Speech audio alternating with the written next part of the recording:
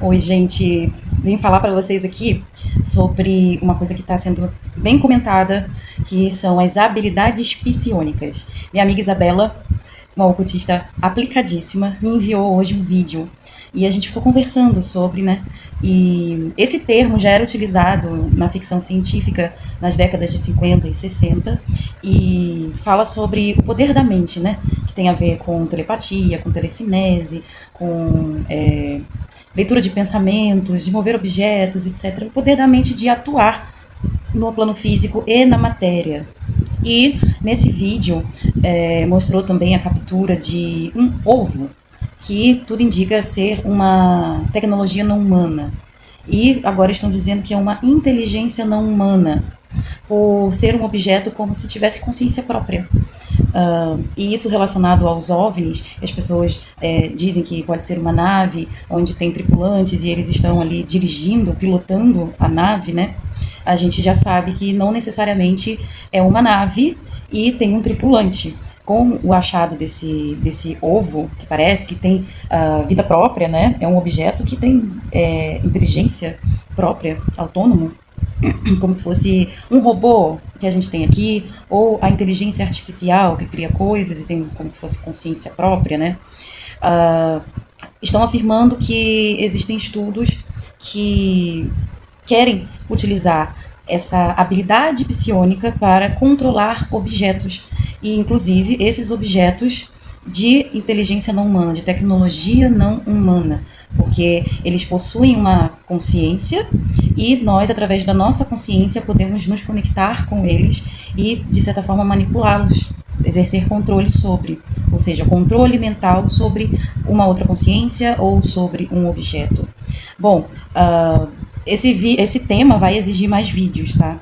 Mas, por agora, o que dá pra gente entender é que essas habilidades psiônicas são, na verdade, a nossa sensibilidade psíquica, como eu falo no estudo Desvendando a Mediunidade. Seria um outro nome para as habilidades mediúnicas. Porém, quando a gente fala de mediunidade, a gente está no campo da espiritualidade, da religiosidade, do espírito, das capacidades do nosso espírito, de conseguir manipular a realidade ou se conectar com consciências e energias, ou de fazer leituras energéticas, tá?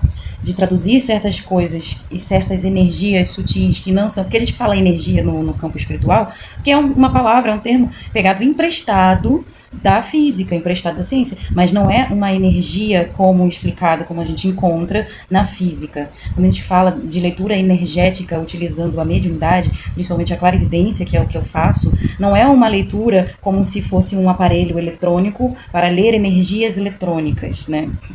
É uma energia que reside em um outro plano sutil. São energias que nós temos aqui como se nós tivéssemos um plano sobreposto ao outro. Nós temos o plano físico da matéria ordinária e temos também um plano sutil sobreposto que emana ali, de certa forma, um tipo de energia. E esse tipo de energia nós conseguimos captar através da nossa psique, através do nosso corpo mental, astral, espiritual. Para quem segue aí a explicação de Helena Blavatsky, que nós temos, eu acho que 7 corpos, né? 7 corpos sutis. E o mais denso seria o corpo físico. Mas a gente tem que lembrar também que no nosso universo aqui, o que nós temos de matéria ordinária, o universo é composto apenas de 5% de matéria ordinária, 5%, que é a que nós temos aqui, que compõe o plano físico. O plano físico também é composto por matéria escura e energia escura, mas focando aqui na questão da matéria ordinária, que são 5% aí, o restante é energia também, né? Se a gente for analisar o átomo, eu expliquei isso também numa aula do Desvendando a Mediunidade. Se a gente for analisar o átomo, a gente vai ver ali o que compõe um átomo, o tipo de energia que compõe um átomo, né? E o que acontece? A gente tem que tomar muito cuidado na necessidade, assim, de querer ir mais para o lado científico, para dar mais veracidade às coisas, ignorando questões espirituais, tentando repaginar, né? termos espirituais, comportamentos ligados ao espiritual, a gente tem que tomar muito cuidado para não passar da medida e acabar viajando na batatinha, porque quando a gente quer falar de uma forma científica, a gente tem que provar, a gente tem que testar e aprovar aquilo. Tem que haver um experimento científico para aquilo, para que seja considerado como uma ciência ou como algo realmente que faz sentido, porque a gente está falando de ciência.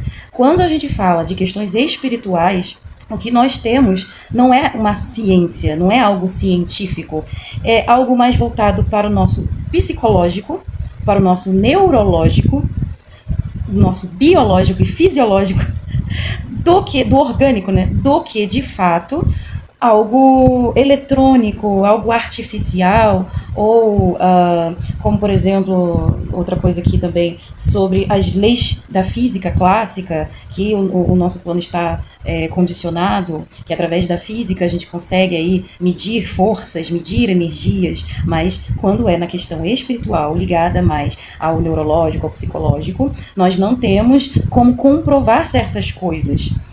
Assim como, por exemplo, a depressão, que é uma doença psíquica, é uma doença neurológica, uma doença ali da mente, e que não há como medir o nível de depressão, em que grau a depressão está, a quantidade de depressão, e isso é analisado através da observação do psiquiatra ou do psicólogo, através da observação, e não tem como colocar ali numa escala, né? Então, usando esse exemplo aqui, a gente pode condicionar também ao entendimento do que é espiritual, da mediunidade e da manifestação do poder da nossa psique, que é, no caso, como eu explico no Desvendando a Mediunidade, a sensibilidade do nosso espírito. Porque os nossos sentidos físicos, assim como o olfato, tato, paladar, estão condicionados ao plano físico. E os sentidos do nosso espírito, que são essas capacidades psíquicas, essa sensibilidade, estão condicionadas a planos mais sutis, a realidades mais sutis, sobrepostas ao plano físico. Então, por agora, de introdução, de abordagem sobre esse assunto, a gente fica por aqui, e eu vou pesquisar mais sobre isso e vou discutir mais com algumas pessoas sobre isso, para a gente trazer mais reflexões.